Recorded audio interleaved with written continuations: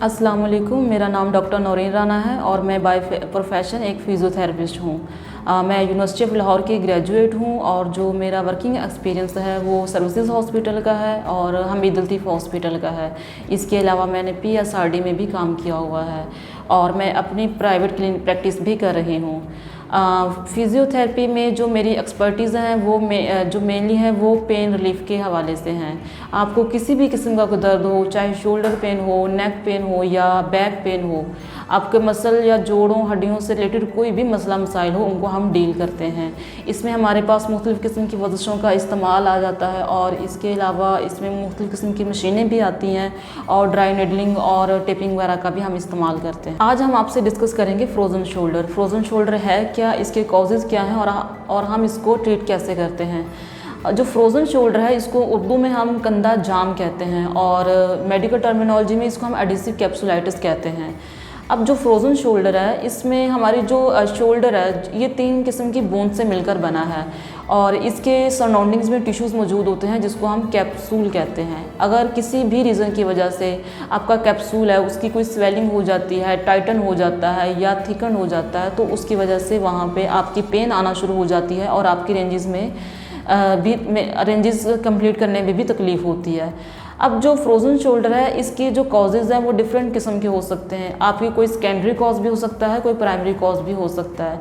Frozen shoulder ज़्यादातर उन लोगों में होता है जिनमें ज़्यादा कोई ऐसी एक्टिविटी हो, कोई रेपिटेटिव मूवमेंट हो या कोई उनकी कोई अंडरलाइंग डिजीज़ चल रही हो जैसे कि डायबिटीज़ मेलाइटस, ठीक है, उसमें भी आपको फ्रोज़न शोल्डर हो सकता है। अब जो डायबिटिक पेशेंट है उनमें फ्रोज़न शोल्डर क्यों होता है, क्योंकि जो हमारा शोल्डर है इसमें कोलाजिन होता है, ठीक है।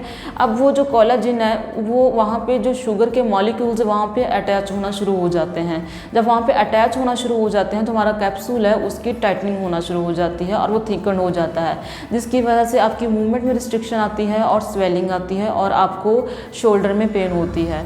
अब जो दूसरी कॉज है उसमें आपका नेक से कोई प्रॉब्लम आ सकती है, आपका नेक में कोई मसल स्पैज़म हो सकता है, नर्व कंप्रेशन हो सकता है जिसकी वजह से आपके शोल्डर में तकलीफ़ आ सकती है।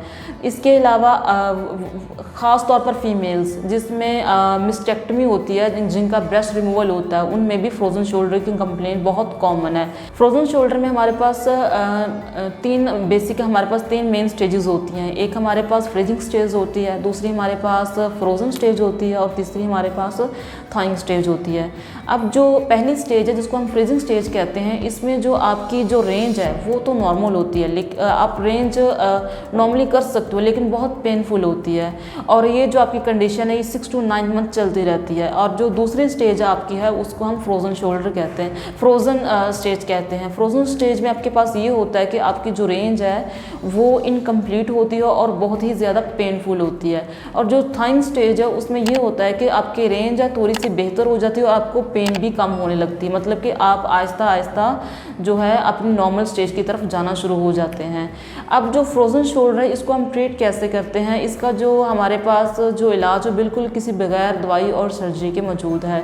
इसमें हम आपको जो रिलैक्सेशन जो हमारे पास थेरेपी होती है जिसमें हॉट पैड आ जाता है, डिफरेंट किस्म की मशीनों का इस्तेमाल होता है जिसमें हमारे पास और डिफरेंट रिलैक्सेशन टेक्निक्स आ जाती हैं। आपके मसल्स को हम रिलैक्स करते हैं, कोई स्वेलिंग आपकी हो रही है तो उसको कम करते हैं और इसमें हमारे पास डिफरेंट किस्म की एक्सरसाइज का इस्तेमाल आ जाता है।